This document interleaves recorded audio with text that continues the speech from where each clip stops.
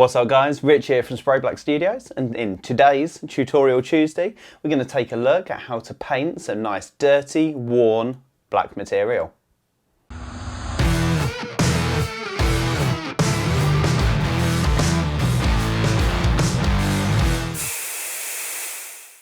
What's up guys, and welcome to another Tutorial Tuesday. Now if you've been following this channel for the last few months, you will have no doubt seen my Alpha Legion project that I've been working on recently.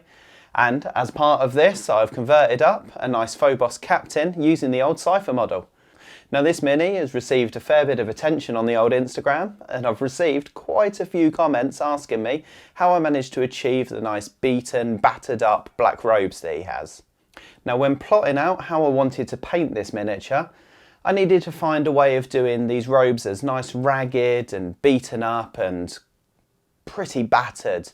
So painting the GW way of nice clean highlights and blending all the way up wasn't really going to work for these. I wanted it to be nice and realistic. I wanted it to be dirty, gritty, and make it look like he had been infiltrating through a ruined city.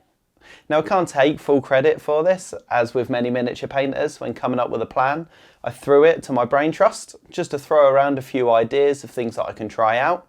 And my friend Ben produced a method that's slightly different to this, but used as a great basis for what I wanted to do here. So without further ado, gonna put 2 minutes down on the clock and let's get to it. So then, today's test subject is gonna be this Primaris Eliminator. As mentioned, when painting these guys, I wanted something subtle rather than eye-catching camouflage patterns, which may take away from the look of that awesome metallic blue armour. So having painted the cloak with a Baden black just to cover up all that metallic paint that had oversprayed from the airbrush, I'll start the process with a decent coat of Corvus black.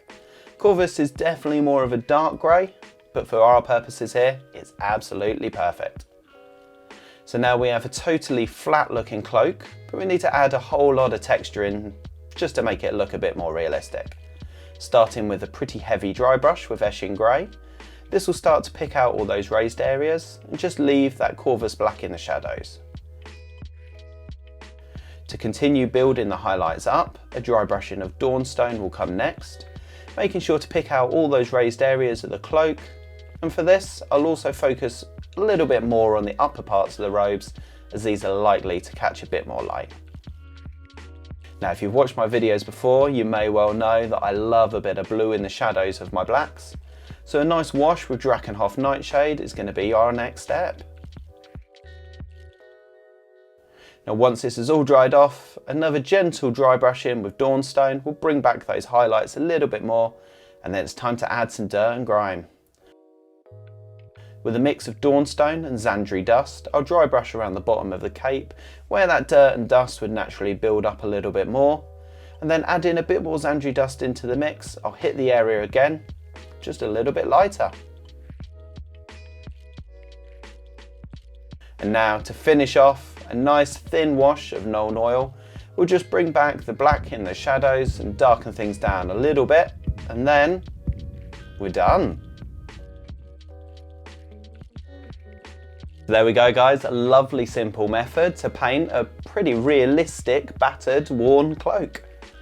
Now this method has got a lot of different uses, whether you want to bring a bit of realism to your miniatures painted in the more Games Workshop clean style, then it works perfectly for that. But it's when painting miniatures in a more grimdark style, where you really want that dirt and that grime to show, that's where it really comes into its own. Now if you've enjoyed this video, then please hit that like button down below, and don't forget to subscribe if you haven't already.